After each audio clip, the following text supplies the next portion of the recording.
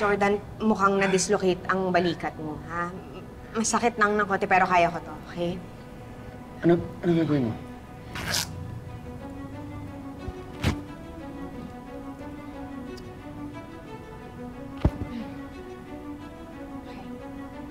Anong braso mo?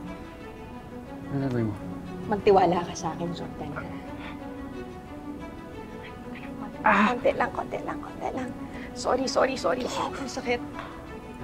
Okay, talo lang ako, ha? Para maibalik ko. Sorry, Jordan, sorry. Kaya ba?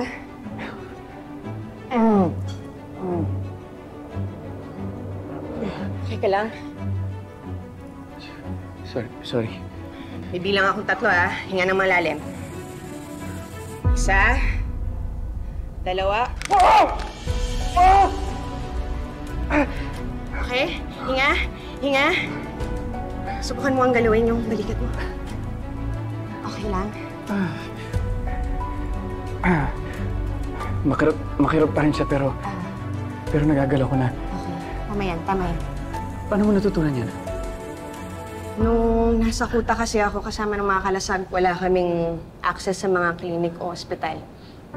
Ayun, kailangan namin maging maabilidad pag may sakit o kaya pilay. Salamat, babe.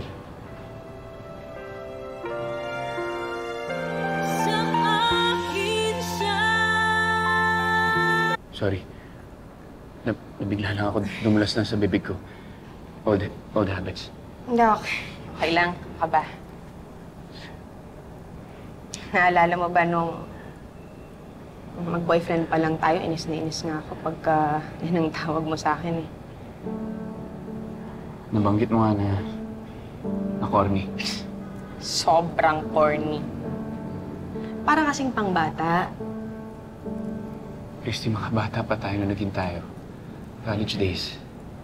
Tanda mo?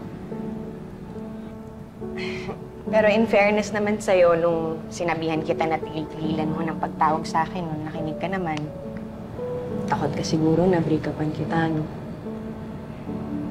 Pero nung tinigilan ko, hinanap-hanap mo rin.